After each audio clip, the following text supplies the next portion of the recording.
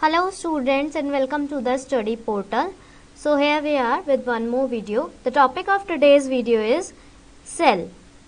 So in today's video we are gonna discuss the definition of cell, the different types of cell, the constituents of cell, that what is the structure of cell and how it is made, and the functions of cell. At the end of this video, you will be able to understand the cell in a thorough manner. So, without delaying, let's start the video. So, let's focus on the cell. That what is actually a cell. So, you will in this picture, you are able to see a diagram of the cell which is representing the structure of cell, and here is the definition of the cell. So what is actually cell? A cell is a membrane bound structure that occurs as a functional independent unit of life or as the structural or fundamental unit in a biological tissue specialized to perform a particular function in multicellular organism. Understanding this, you can also say that cell is the structural and the functional unit of life. It is the basic unit of structure of all living things. Cell may be unicellular, meaning the cell is single. An organism may be unicellular, having single cell, and may be multicellular also, meaning having multiple types of cells. Cells arises from other living cells, not from non-living matter. Here you can see the structure of animal cell, that it is a complex structure consisting of different parts. Moving on. Now talking about the classification of cell, that what are the different types of cell. Cells may be classified in different ways. For example, based on the presence of well-defined nucleus, it may be prokaryote or eukaryote. Alright.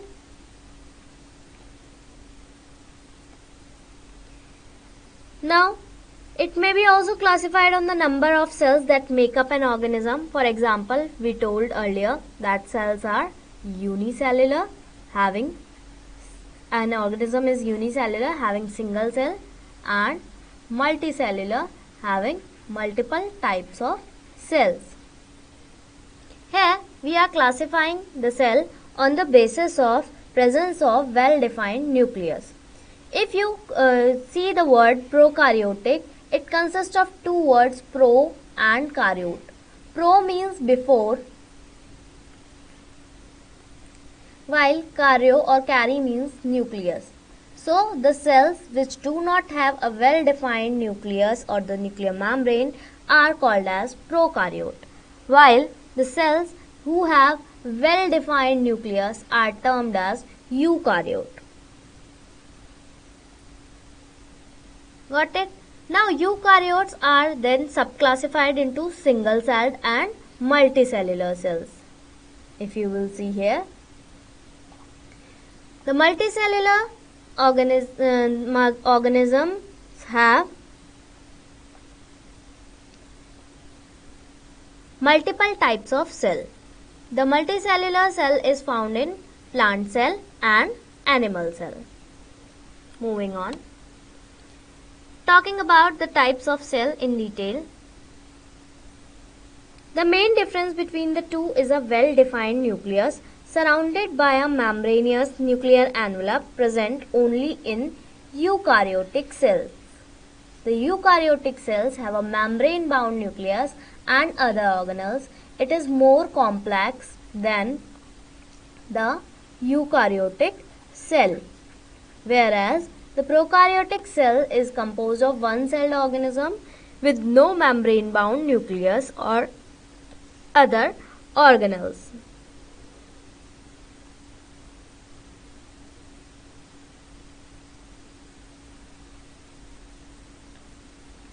Apart from the nucleus.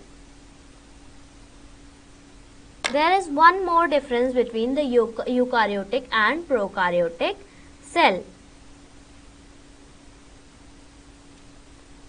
and that is the organelles such as mitochondria, plastids, endoplasmic reticulum and Golgi apparatus are not present in the prokaryotic cells. Despite these differences, prokaryotic and eukaryotic cells share a number of common features such as the genetic information is stored in genes, proteins serve as their main structural material, ribosomes are used to synthesize proteins, ATP is the main source of metabolic energy to sustain various cellular processes, and a cell membrane that controls the flow of substances into and out of cells. Hope the types of cell is clear to you now. Moving on. This is the difference that I told you. You can also note these differences. Now talking about the structure of cells, that how cell is formed. Cell is as I told you, it is a membrane bound structure containing cytoplasm and cytoplasmic structure. You can see here that it is a membrane bound structure made of cytoplasm and the cytoplasmic structure. All the cytoplasmic structure are here shown in this picture. It is made up of components called cell organelles.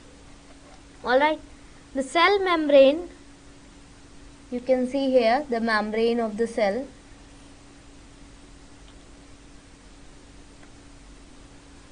You can see here the membrane of the cell. The cell membrane is made up of two layers of phospholipids with embedded protein. As well as it regulates what enters and exits outside the cell. Every cell has a different marker that is thought to function in cell recognition or in a sort of cellular identification systems. The liquid component of the cytoplasm surrounding the organelle and other insoluble cytoplasmic structure in an intact cell where a wide variety of cell processes takes place is called a cytosol. Cell is capable to live and perform all their respective functions due to the presence of these cell organelles. Alright, so the structure of cell we will study now. The structure of cell in detail. It consists of nucleus, cytoplasm, cytosol, plasma membrane and the cell membrane, etc. Talking about organelles. What are organelles? So organelles are the small structures located inside the cells, or we can also say them as little organs.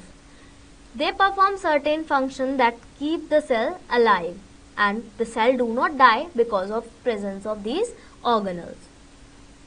Some organelles are present in the plant cell and other ones are in the animal cell. And some of these are similar to both of these.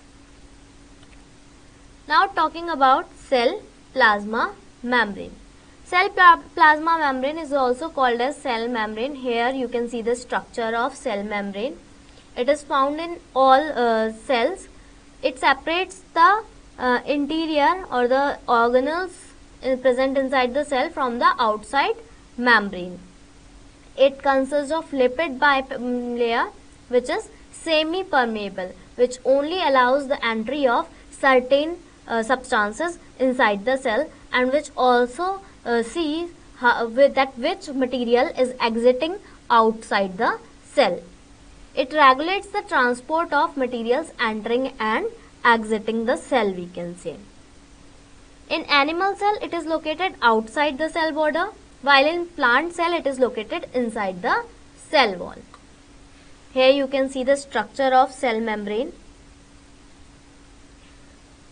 that it consists of sugar side chains, cholesterol, peripheral protein, integral proteins, hydrophilic layer of head of phospholipid, hydrophobic fatty acid tail. This is the inner space, that how it looks like. Moving on. Now talking about the different functions that cell membrane perform. They have three primary functions. Number one, that it keeps a toxic substance out of the cell. It does not allow the toxic substance to enter inside the cell because it is semi-permeable in nature. Now second one is it contains certain receptors and channels that allows only specific molecules such as ions, nutrients, waste and metabolic products to enter inside the cell and perform extracellular activities or the intracellular activities. Now next one is they separate vital but incompatible metabolic processes conducted within organelles, and it is selectively permeable, so only certain substances can pass through it and the others cannot. Now moving on to cytoplasm. What is cytoplasm? Cytoplasm is the watery fluid that is present that consists of cell organelles. In this fluid, the cell organelles float. It is a thick solution that fills inside each cell and it is enclosed by a cell membrane. It consists of mainly water, salts and proteins, ions, nutrients. All of the organelles in eukaryotic cells such as nucleus, ER, mitochondria are located inside the cytoplasm. It is located between the cell membrane and the nucleus. This is what is cytoplasm, between the cell membrane and the nucleus. Moving on. Now talking about nucleus. It is a large round structure present between the cell. It is present inside the cytoplasm. It is surrounded by its own membrane which is called as the nuclear membrane. It consists of other organelles such as DNA and the nucleolus. It contains the genetic information of the cell, that is the DNA and RNA. It is responsible for containing the genetic information of the cell. Moving on. Now talking about nucleolus. Nucleolus is present inside the nucleus of eukaryotic cells only. It is not present in the prokaryotic cell. It participates in the assembling of ribosome, transfer of RNA and sensing the cellular stress. It is composed of RNA and proteins.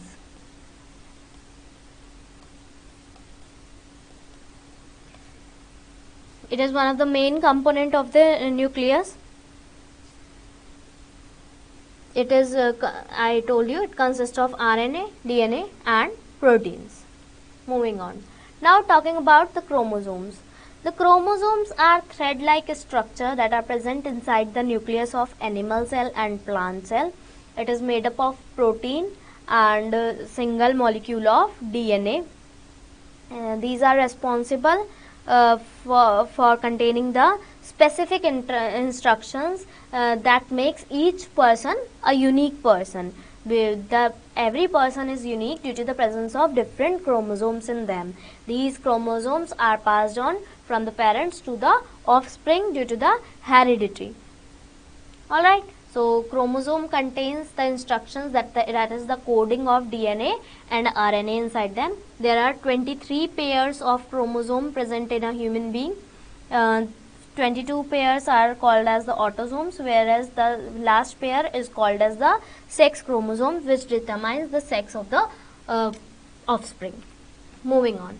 Now talking about mitochondria. We all are aware with what is mitochondria because we have studied it from a very lower level of our class, that mitochondria is the powerhouse of the cell. So it is the essential component of all cells in the body. It is the powerhouse of the cell because it provides energy to carry out biochemical reaction and other cellular process in the cell. Alright, so what happens? The chemical energy which is produced by the mitochondria, it is stored in the cells in the form of ATP, adenosine triphosphate, which is then used by our body to perform different function. Mitochondria also perform some other functions such as it is involved in the cellular metabolism. There are different cycles that are regulated in the human body, such as citric acid cycle, involving the production of heat, controlling the concentration of calcium, and producing certain steroids. Moving on. So let's focus on some of the important functions of the mitochondria. So it is necessary to perform respiratory reactions because it stores ATP in the form of energy in the cells.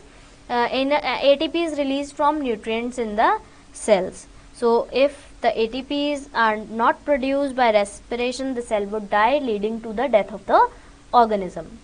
Now talking about endoplasmic reticulum. It is present inside the cell.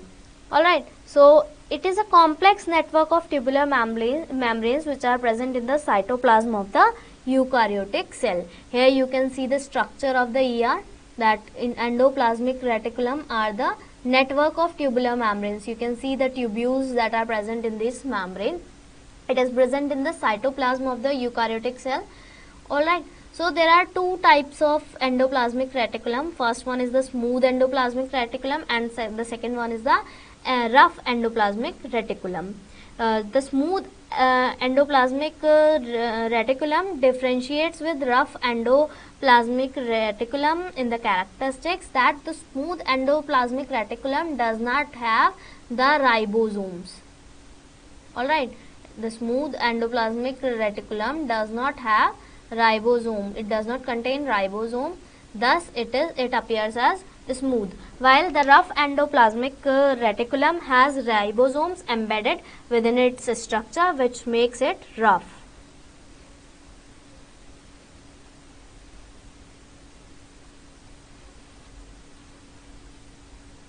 Now moving on and talking about the ribosomes.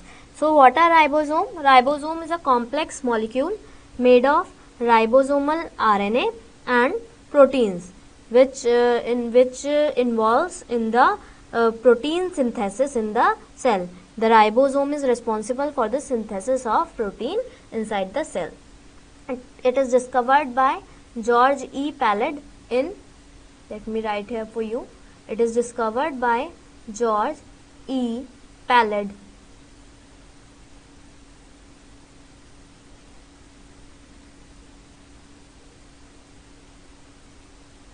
in 1955. Alright, so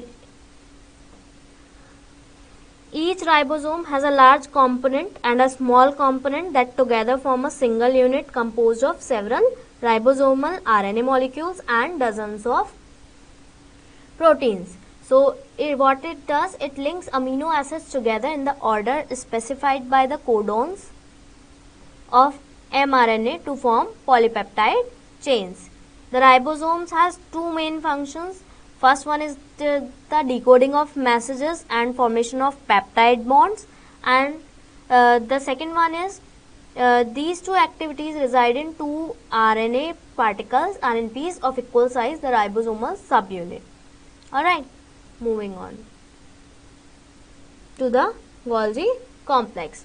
The Golgi apparatus is also called as Golgi complex or the Golgi body. It is a membrane-bound organelle found in the eukaryotic cells. It is made up of series of flattened stacked pouches called as cisternae. Here you can see that these are the folded membrane-bound flattened stacked pouches. These are called as cisternae. The Golgi complex is located in the cytoplasm, very next to the endoplasmic reticulum.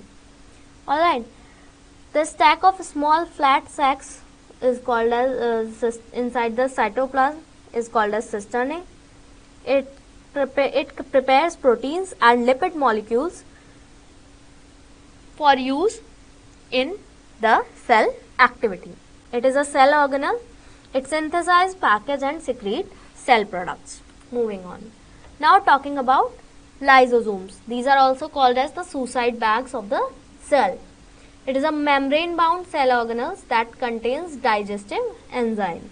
These are involved in various cellular processes. They break down excess or worn out cell parts. If the cell is damaged beyond repair, what does lysosomes do? Lysosomes self-destruct in a programmed cell death or process called apoptosis. Alright, so therefore these are also called as the suicide bags of the cells. Now moving on, talking about the vacuoles. Now understanding what is vacuole. So vacuole is a membrane bound cell organelle. In animal cells, vacuoles are generally small and help maintain the waste products. In plant cells, vacuoles help to maintain the water balance. Sometimes a single vacuole can take up most of the interior space of the plant cell. It is present in plant and fungal cell and some protist, animal and bacterial cells. Alright, so it is also located in the cytoplasm. It is a potent secondary metabolite. Such as tannins or various biological pigments are also sequestered in the vacuoles or in plants. Moving on, talking about chloroplast. Chloroplast is an organelle which is present within the cells of plants and certain algae also. It is the site of photosynthesis. Photosynthesis, where is the process of conversion of chemical energy, light energy into chemical energy takes place inside the cell. Photosynthesis is the process by which the plants make their own food. It is the organelle which is involved in the process of photosynthesis. It is located inside the cytoplasm and contain green pigment called chlorophyll. It is generally found in the green plants and single cell organisms called algae. Moving on, talking about cell wall. Cell wall is very important structure of the cell which helps in the protection of the cellular organelles. It is a stiff outer layer or the membrane which is present at the outer layer of the cells, and it is semi-permeable membrane which is responsible for entering and exits of different substances into the cell. It is composed of a non-living material called cellulose. The pores in the cell wall makes it semi-permeable, that it allows only certain substance to enter inside the cell and only the certain substances which are toxic to exit outside of the cell. The cell wall gives rigidity to the cell, that is, it gives shape to the cell, and it is also responsible for protecting the internal cellular organelles from the toxic substances. Now talking about the centrioles. These structures are found mainly in animal cells. They look like, the appearance of this centriole is cylindrical, located in pairs near the nucleus. It is composed of protein called tubulin. Alright, these are involved in cell division. They play a role in cell division where the cell divides into other cell. So they play a role in organizing microtubules that serve as the cell's skeletal system. That is, it provides the skeletal organization to the cell. Alright, which is important for the cell division, to ensure that each daughter cell receives the appropriate number of chromosomes. They are also important for the formation of cell structures known as cilia and flagella. Alright. Now talking about the functions of cell, the different functions that cell performs. The cell performs a varied range of functions which is very important for an human body or the plant body or any organism to maintain its living status. So let's discuss some of the functions performed by the cell.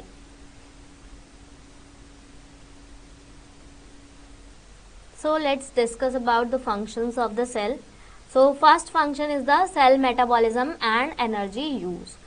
As we know, all living organisms need energy to grow and reproduce, maintain their structure and respond to their environments. So metabolism is the set of life sustaining chemical process that enables organism to transform the chemical energy stored in the molecules into energy that can be used for cellular process. So first function of the cell is the cell metabolism and energy used to maintain the viability of an organism. The cellular energy metabolism encompasses many processes, ultimately resulting in the production of ATPs, which is continuously used by cells for performing essential functions such as maintenance of ionic balance across the plasma membrane, signaling, and protein synthesis. Second function of the cell is the synthesis of molecules. Cells also make and alter many small organic molecules by a series of different chemical reactions. Their synthesis entails linking together a specific set of small molecules, that is monomers, to form polymers through a repetition of a single type of chemical linkage reaction. This is called as the molecule synthesis. So, molecule synthesis is a process of constructing complex chemical molecules from simple precursors. This is also synthesized by cell. Alright, so proteins, most lipid and a few carbohydrates of cell membrane are synthesized in the endoplasmic reticulum. So, this is how the cell performs this function of synthesis of molecules. The third function of the cell is the communication. Cells can also communicate directly with one another and change their own internal workings in response by way of variety of chemical and mechanical signaling.